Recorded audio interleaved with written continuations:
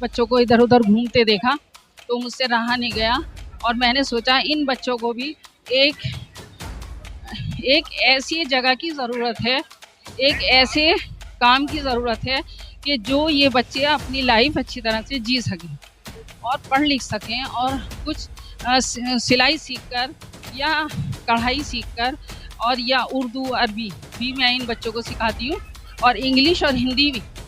ये बच्चे स्कूल नहीं जाते और ये इनके पास ना तो इनके माँ बाप के पास टाइम है इन्हें स्कूल भेजने का और ना ही इन बच्चों के पास इतना पैसा है कि ये स्कूल जा सकें। ट्रेनिंग देना, एक स्कूल की ट्रेनिंग देना, कितना फ़र्क है। ये बच्चे आज की डेट में अपना सेल्फ एम्प्लॉयमेंट जनरेट करेंगे, अपने परिवार के लिए उपयोगी बनेंगे, समाज में कंट्रीब्यूशन करेंगे।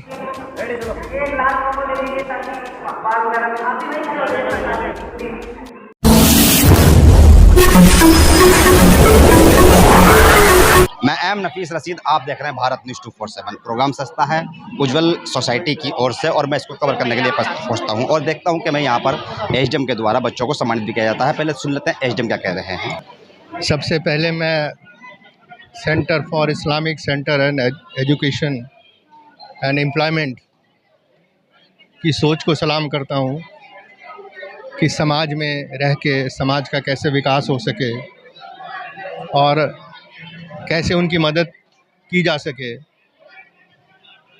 बहुत ही उत्तम प्रयास है। ये कार्यक्रम आयोजित किया गया। पहले मुझे बताया गया कि इन बच्चों को ट्रेन किया गया, इनको ट्रेनिंग दी गई। ट्रेनिंग देने के बाद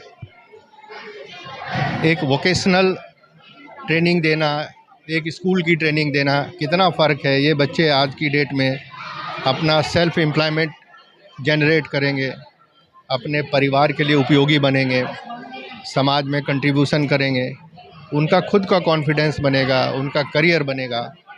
तो ये जो प्रयास किया गया है, ये जो कोशिश है इस संस्था के द्वारा, उसको मैं बहुत बहुत शुभकामनाएं देता हूं और इस कोशिश में, इस आयोजन में मुझे शरीक होने का मौका मिला, इसके लिए मैं बहुत बहुत आभारी हूँ।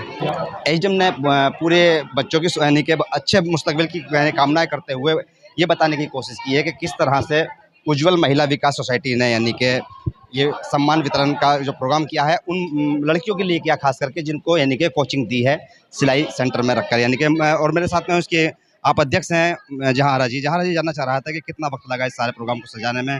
एचडीएम आए हैं, आपको भी सराह रहे हैं, बच्चों को भी इनाम वितरण कर रहे हैं, तो कितना वक्त लगा और कैसे कैसे मेहनत की आप लोगों ने, बताइएगा जरा। काफ़ी वक्त लगा। कम से हम ये तो मेहनत हमारी जो बच्चों के ऊपर चल रही है, ये तो हमारी कई सालों से चली है। कम से 8 या 9-10 साल से हम ऐसे बच्चों को शिक्षा दे रहे हैं और ऐसे बच्चों को सिखा रहे हैं जो बिल्कुल बहुत इंतहाई गरीब हैं, जिनके माँ बाप जो हैं घरों में, इनकी माएँ काम करती हैं और मजदूरी करती हैं, ईंटें उठाती हैं, गोरा मतलब गारा वगैरह जो होता है वो ढोती हैं।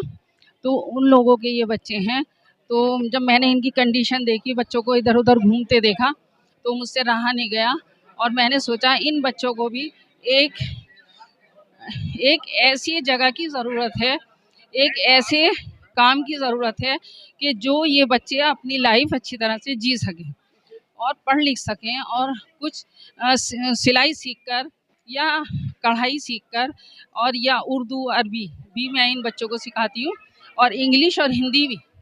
ये बच्चे स्कूल नहीं जाते और ये इनके पास ना तो इनके माँ बाप के पास टाइम है इन्हें स्कूल भेजने का और ना ही इन बच्चों के पास इतना पैसा है कि ये स्कूल जा सकें।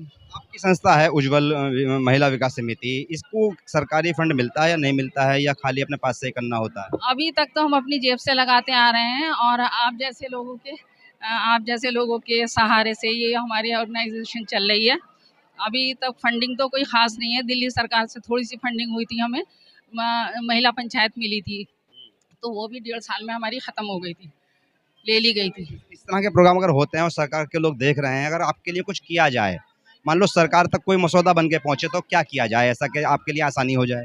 हमारे लिए सबसे ज़्यादा हमारे लिए तो जगह की प्रॉब्लम है। अगर हमारे पास जगह इससे भी बड़ी और हो तो हम और ज़्यादा बच्चों को मोटिव कर सकते हैं और ज़्यादा बच्चों को सिखा सकते हैं और बच्चों को अपने पैरों पे खड़ा कर सकते हैं।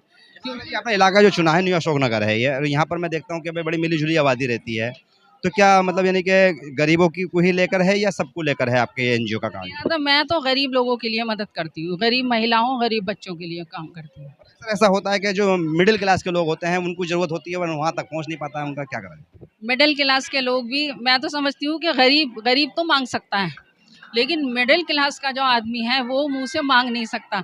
मैं समझती हूँ कि हम उनसे भी ज़्यादा उनको ज़रूरत है इस चीज़ की, जो मुंह से नहीं कह सकते हम उनको दें। हम लिए क्या करा? करें, उनके लिए भी हम करते हैं ऐसे। हम खुफिया तरीके से काम करते हैं कि लोगों को पता भी ना चले, उनकी इज्जत भी ना जाए और उनकी हम मदद करें। प्राइस किस बच्चे को दिया आपने? फर्स्ट जो प्राइज़ पाने वाली लड़की है वो, उसका नाम है सोनम। सेकंड का नाम है, अरे मेरे दिमाग से निकल गया। और थर्ड भी दिया है? थर्ड वाला, हाँ थर्ड का उजा। 3 मशीनें यानी कि आपने उनको वितरण की हैं और उसके साथ में कुछ गिफ्ट वगैरह भी हैं? हाँ, जो बाकी लड़कियों ने कोर्स पूरा किया था 6 महीना का, उनको भी हमने गिफ्ट दिए हैं। चलिए शुक्रिया बात करने के लिए। कुल सिलाई मिलाकर किट दी है हमने, किट भी दी है। किट दी है। कुल मिलाकर एनजीओ ने अपनी ओर से पूरी कोशिश की है ये मेहनत करके ये बताने की कि भाई किस तरह से, यानी कि मैं देख रहा था काफ़ी बड़ा प्रोग्राम था और मैं विजुअल में भी दिखाई रहा हूँ। एसडीएम यहाँ मुख्य अतिथि रहे, डॉक्टर परवेज मियाँ रहे, कांग्रेस नेता यानी कि वाली भी रहे हैं। यहाँ पर काफ़ी लोगों को मैं दिखा रहा हूँ, सबके सब यानी कि विजुअल में दिख रहे हैं आपको। कांग्रेस हो या आम आदमी पार्टी या कोई भी पार्टी, पर यहाँ आकर सब एक ही सूत्र में बनते नजर आए मुझे कि बच्चियों के भविष्य को कैसे आगे बढ़ाया जाए। ये जहाँ की मेहनत थी और इस तरह से ही मैं समझता हूँ कि किसी भी क्षेत्र के अंदर कामयाबी हासिल की जा सकती है अगर आप अपने इलाके के लोगों को या बच्चों को या वो ज़रूरतमंद लोग जो कि चाहते हैं कि भाई हमारे बच्चे कुछ मेहनत करके आगे बढ़ें, उनका छोटा छोटा इनाम देकर उनके हौसले बढ़ाए जाएँ, तो ये मैं समझता हूँ कि और आगे कामयाबी मिल जाएगी। मैं एम नफीस रशीद, आप देख रहे थे भारत न्यूज़ 247।